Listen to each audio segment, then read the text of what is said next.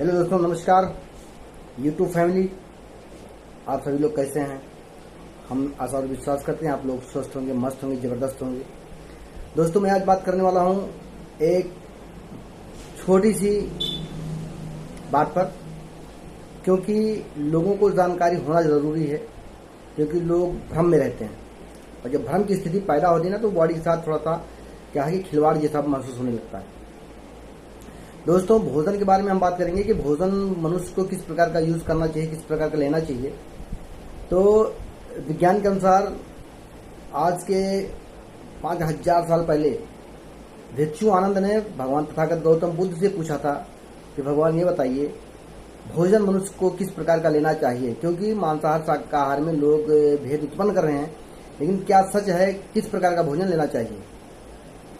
तो तथागत ने उत्तर देते हुए कहा कि आनंद देखो, इस धरती पर जितने भी जीव हैं, जंतु हैं, पशु हैं, पक्षी हैं, जीव, सजीव, निर्जीव, जितने भी लोग हैं, सभी एक दूसरे के भोजन हैं।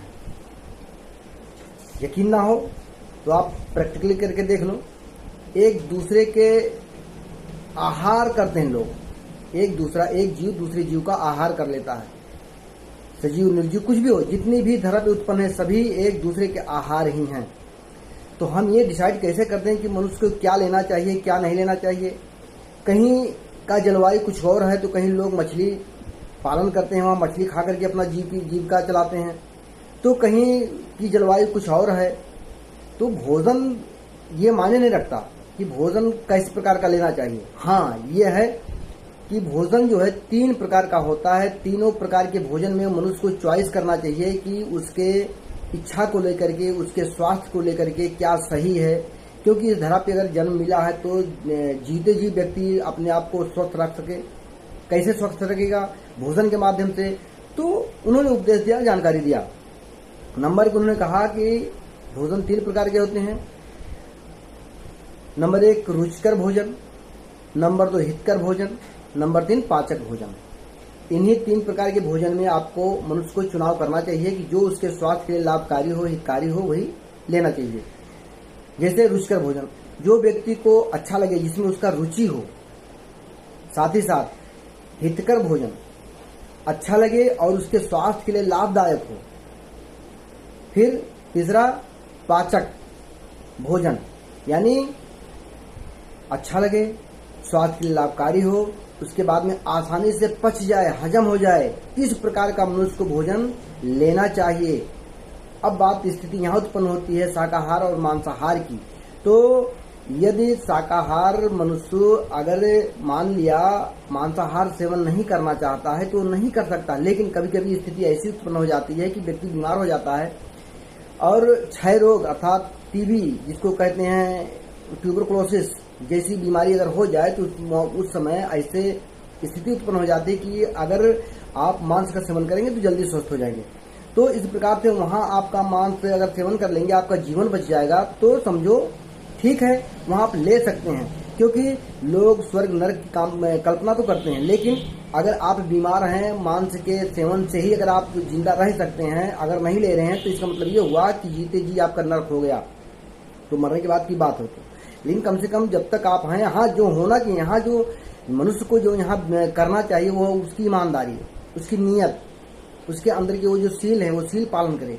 ये महत्वपूर्ण है कि मानवता को कायम रखा जाए। ये महत्वपूर्ण नहीं है कि वो शाकाहार हो या मांसाहार हो, बात ये नहीं मानी रखता है। लेकिन यहाँ यह है कि आदमी को अगर वो मांसाहार सेवन करता है तो उसकी आयु अल्प होती है, अगर शाकाहारी जीवन व्यतीत करता है तो उसकी आयु दीर्घ होती है, लंबा जीवन व्यतीत करता है। हाँ, ये है कि जैसा खाएंगे अन्न वैसा होगा मन। आप जिस प्रकार का भोजन करेंगे उसी प्रकार का आपका मन होगा। ये आपके बुद्धि और विवेक पे निर्भर है कि आप कैसा रहना चाहते हैं। दोस्तों, इसी प्रकार से भोजन वास्तविक रूप से जो हितकर हो, पाचक हो, रुचिकर हो, इसी प्रकार का भोजन लेना चाहिए। आवश्यकता अनुसार जो आपको महसूस हो कि मुझे ले करके मैं स्वस्थ रह सकता हूँ और मेरी बुद्धि और विवेक सही रह सकती है। आप अपने ऊपर अपने ज्ञान से, विवेकानुसार आप स्वतंत्र हैं। आप इस धरा पे अगर पैदा हुए तो आप स्वतंत्र रूप से हैं।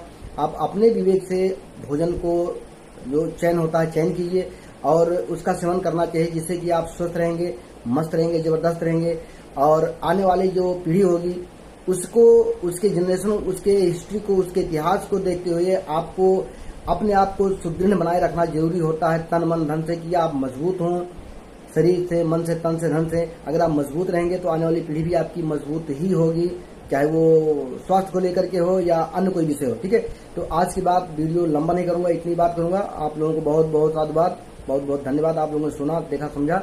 और यह है कि आप जुड़े रहेंगे तो आप हमारे चैनल को जो है सब्सक्राइब कर लीजिए, और उसको अगर अधिक से अधिक शेयर करेंगे तो लोगों तक ये बात पहुंचेगा। अभी बहुत सारी बातें हैं जो कि हमें बताना है। हम बहुत दिनों के बाद वीडियो डाल रहे हैं यूट्यूब पर, क्योंकि मैं बिजी रहता हूं, मौका नहीं मिल पाता, लेकिन अब समय निकालूंगा कि वीडियो में बार बार डालूंगा। ठीक है, बहुत बहुत धन्यवाद।